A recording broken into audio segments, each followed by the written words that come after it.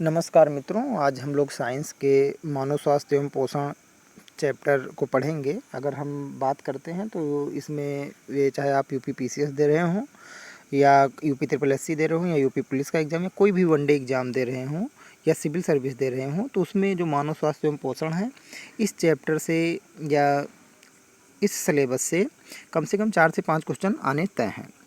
तो इसे अगर हम मानव स्वास्थ्य में पोषण की बात करें तो इसे हम 7 श्रेणियों में बांटते हैं, जिसमें पहला विटामिन, दूसरा प्रोटीन, तीसरा कार्बोहाइड्रेट, चौथा वसा, पांचवा जल, छठा खनिज तत्व और सातवां रेशा है। एक एक करके हम सारी चीज़ों को पढ़ेंगे। तो जो सबसे पहले हम इसमें पढ़ेंगे विटामिन के बारे में।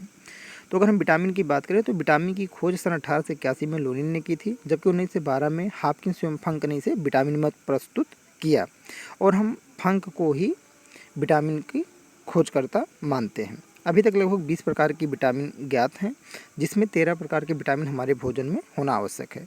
अगर विटामिन को अगर हम बांटना चाहें तो इसे 2 भागों में बांटते हैं। एक तो वसा में घुलनशील विटामिन होता है और दूसरा जो है जल में घुलनशील होता है। वसा में घुलनशील जो विटामिन है वो ए, डी, ई और के है। विटामिन ए की कमी से हमें रतौंधी होता है, विटामिन डी की कमी से रिकेटस, विटामिन ई की कमी से बांझपन या नपुंसकता, विटामिन के की कमी से हीमोफीलिया होता है। अगर इसमें हम ट्रिक बना लें तो वसा में जो घुलनशील विटामिन है उसे हम कीड़ा KEDA नाम से याद रख सकते हैं, जबकि जल में घुलनशील विटामिन जो है वो हमारे बी और सी हैं।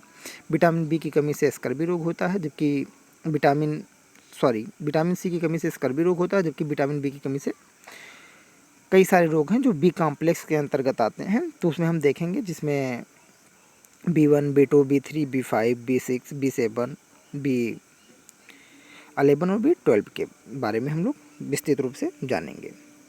अब यहाँ पर हमने एक सीक्वेंस बना दिया है, जिसमें विटामिन, उसका रासायनिक नाम, उसकी कमी से कौन से रोग उत्पन्न होंगे और उसका स्रोत क्या है। तो अगर हम विटामिन ए की बात करें तो इसका रासायनिक नाम रेटिनॉल होता है और इसकी कमी से हमें रतौंधी या जीरोप्थेल्मिया रोग हो जाता है। और इसका स्रोत देखें तो दूध, गाजर और हरी साग सब्जियाँ और मछली का तेल है। वही विटामिन B1 की बात करें तो इसका रासायनिक नाम थायमीन, कमी से उत्पन्न रोग बेरी हो जाता है। अगर स्रोत की बात करें तो अनाज के छिलके हैं, हरी सब्जियां हैं, मांस है, अंडा है और काजू है। अगर विटामिन B2 की बात करें तो इसका रासायनिक नाम राइबोफ्लेविन होता है और इससे जो है क्लोसिस रोग हो जाता है। इसके अलावा आँखों का लाल होना भी विटामिन B2 की कमी से होता है। अगर विटामिन B2 की कमी है तो हमें दूध, सब्जियाँ और कलेजी या पनीर खाना चाहिए। अगर वही विटामिन B3 है, जिसका रासायनिक नाम नियासिन या इसे निकोटिनिमाइड भी बोलते हैं, और इसकी कमी से पेलाग्रा या 4D सिंड्रोम रोग हो जाता है, जो दूध, मांस, जिगर और हरी पत्ती वाली सब्जियों में पाया जाता है।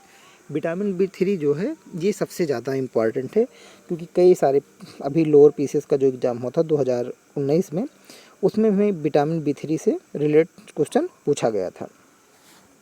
2019-20 दोनों में पूछा गया था। तो इसलिए विटामिन B3 ज़्यादा इंपॉर्टेंट, इसे ध्यान रखें। और विटामिन B5 अगर बात करें तो इसका रासायनिक नाम पेंटाथोनिक अम्ल होता है। इसकी कमी से बाल सफ़ेद हो जाता है और बच्चा मंदबुद्धि का हो जाता है। इसकी कमी को अगर दूर करना है तो इसमें दूध, मांस, गन्ना और जिगर और टमाटर का प्रयोग करना चाहिए। वही विटामिन B6, जिसका रासायनिक नाम पायरिडॉक्सिन है और इसकी कमी से एनीमिया, चर्म रोग और मतली आना या जी में चलाना जिसे बोलते हैं हो जाता है। इसकी अगर बात करें स्रोत की तो इसमें दूध, अनाज, मांस, मछली और हरी सब्जियां और जिगर है। वही विटामिन B7, इसका एक और नाम है, इसे विटामिन H भी बोलते हैं और इसका रासायनिक नाम बायोटीन है और इसकी कमी से लकवा मार जाता है, यह बाल जल्दी गिरते हैं। और इसकी कमी को दूर करने के लिए दूध, मांस और हरी सब्जियां और फल और यकृत का सेवन करना चाहिए। वही विटामिन B11 जो है, इसका रासायनिक नाम फालिक अम्ल होता है और इसकी कमी से एनीमिया हो जाता है और वृद्धि में कमी हो जाती है। अगर इसका स्रोत की बात करें तो दाल, पालक, यकृत और सेम इसके अच्छे स्रोत हैं। वही अगर विटामिन B12 की बात करें तो साइनकोबालामिन है और इसकी कमी से एनीमिया या पांडु रोग हो जाता है और इसका जो स्रोत है वो दूध, मांस, कलेजी, अंडा और पनीर आदि हैं। वही अगर विटामिन C का रासायनिक नाम स्कॉर्बिक अम्ल है और विटामिन C की कमी से हमें स्कर्वी या मसूड़ों का फूलना या मसूड़ों से जो खून आता है विटामिन C की कमी के कारण ही होता है। और इसकी अगर स्रोत की बात करें तो खट्टे पदार्थ या अंकुरित अनाज का सेवन करना चाहिए। वही विटामिन D का रासायनिक नाम कोलिकैल्सिफेरोल या आर्गोकैल्सिफेरोल होता है और कोलिकैल्सिफेरॉल की कमी से बच्चों में रिकेटस हो जाता है। वही अर्गोकैल्सिफेरॉल की कमी से क्या ऑस्टियोमलेशिया रोग हो जाता है, ये वयस्कों में। और इसका जो स्रोत है वो सूर्य का प्रकाश है, दूध है और अंडा है। वही विटामिन ई का जो रासायनिक नाम है टोकोफेरोल है, और इसकी कमी से महिलाओं में बाझपन या जनन शक्ति में कमी आ जाती है। इसका जो स्रोत की बात करें तो दूध, मक्खन, गेहूँ, पत्ती वाली सब्जियाँ। वही विटामिन के फिलोक्विनोन, इसकी कमी से रक्त का थक्का नहीं बनता है और बहुत सारा ब्लड बह जाता है। और इसके अगर स्रोत की बात करें तो इसमें हरी सब्जियाँ, अंडा, जिगर, दूध और मक्खन है। अब अगर हमें विटामिन ए से लेकर के तक याद करना है तो इसके लिए एक ट्रिक है।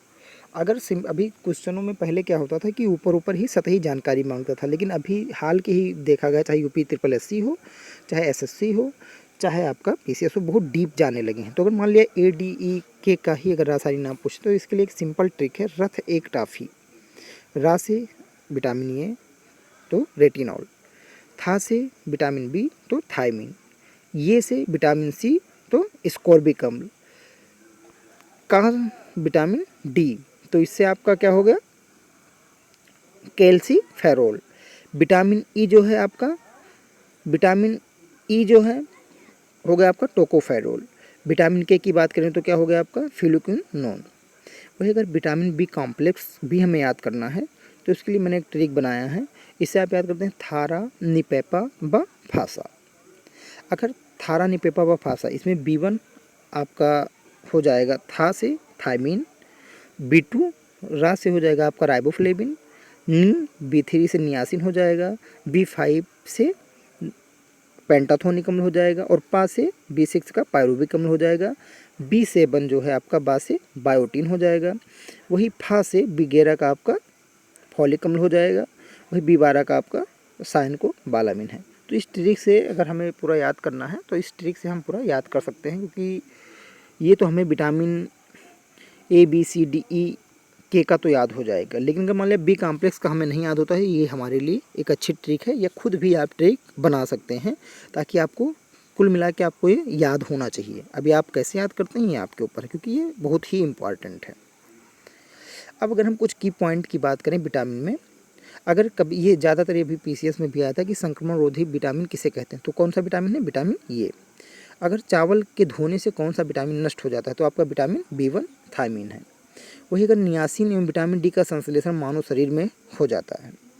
विटामिन डी का संश्लेषण सूर्य के प्रकाश में उपस्थित पराबैंगनी किरणों द्वारा त्वचा के कोलेस्ट्रॉल या इर्गेस्ट्रॉल द्वारा होता है। वही विटामिन के जो है वो जीवाणु द्वारा हमारे कोलन में संश्लेषित होता है तथा वहाँ से उसका अवशोषण भी वहीं हो जाता है। वही विटामिन जो है वो क्या होते हैं, कार्बनिक होते हैं। विटामिन आपके क्या होते हैं, कार्बनिक होते हैं। अब इसमें कुछ आपके अभ्यास प्रश्न भी दिए हैं ताकि आपका अवलोकन हो जाए, आपने जो चीज़ें पढ़ी हैं वो आपको कितनी आती हैं। और ये जो हैं ये SSC, PCS, UP triple SC, UP police में कहीं ना कहीं आए हैं। कुछ चीज़ों को मैंने मेंशन भी कर दिया है जो जिसमें आए हैं। पहला क्वेश्चन है, आइए हम करते हैं। यदि कोई व्यक्ति केवल दूध, अंडे और रोटी पर गुजारा करे तो उसे कौन सा रोग हो जा सकता है। पहला रतौंधी है, दूसरा रिकेटस है, तीसरा बेरी है और चौथा आपका स्कर्बी है। तो अगर कोई व्यक्ति केवल दूध और अंडे और रोटी का सेवन करेगा तो उसे किसकी कमी हो जाएगी, विटामिन सी की कमी हो जाएगी। विटामिन सी की कमी से कौन सा रोग होता है, स्कर्बी होता है। तो इसमें क्या सही होगा, आपका स्कर्बी सही होगा। ठीक। अगर रक्त का थक्का जमने के लिए आवश्यक विटामिन कौन सा है, विटामिन के की जरूरत पड़ती है। विटामिन के का बॉटनिकल नेम क्या है, फ्लूक्विनोन। तो इसमें ऑप्शन आपका बी सही हो जाएगा। विटामिन ए का उत्कृष्ट स्रोत है। अभी देखिए, अब इसमें आपको लग रहा होगा कि गाजर है, नहीं, इसमें गाजर नहीं है, क्योंकि अगर धनिया की पत्ती दिया हुआ है तो विटामिन ए का जो सबसे ज़्यादा उत्कृष्ट स्रोत होगा इसमें क्या होगा, वो होगा आपकी धनिया की पत्ती। जबकि अगर धनिया की पत्ती नहीं होती तो क्या होता है, आपका गाजर होता है। ठीक है। विटामिन सी का सर्वोत्तम स्रोत क्या है, ये यूपी पीसीएस 2002 में आया था। अभी आपको लग रहा होगा ये आंवला है, नहीं, आंवला नहीं है, बल्कि क्या है आपका कागजी नींबू है। विटामिन सी का जो सबसे अच्छा स्रोत क्या होता है, खट्टे पदार्थ होते हैं, जिसमें कागजी नींबू में आंवले से भी अधिक विटामिन सी पाया जाता है। अगला हम पढ़ते हैं, मानव शरीर में संक्रमण रोकने में मदद करने वाला विटामिन कौन सा है।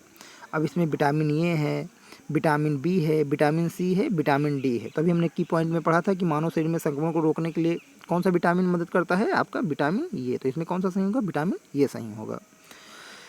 फिर अगला है, किस विटामिन को हार्मोन माना जाता है, किस विटामिन को हार्मोन माना जाता है। तो विटामिन डी को हार्मोन माना जाता है, इसलिए इसमें आपका चौथा आंसर सही है, विटामिन डी। अगले क्वेश्चन पे हम बात करते हैं अगर कि किस तत्व की कमी से घेंघा रोग हो जाता है। तो घेंघा रोग हमें किस तत्व की कमी से होता है? विटामिन डी की कमी से हो जाता है। तो विटामिन